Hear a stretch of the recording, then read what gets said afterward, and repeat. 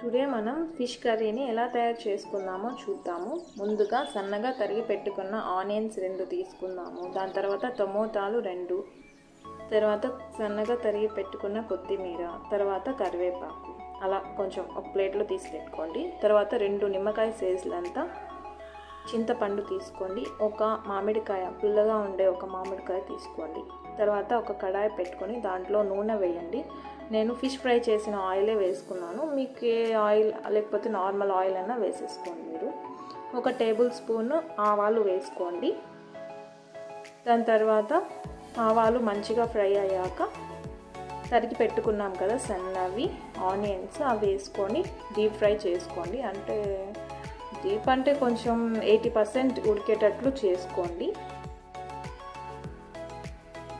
ఒక సాల్ట్ వేసుకోండి, 1 table spoon, తొందరగా మగ్గుతాయి ఆనియన్స్.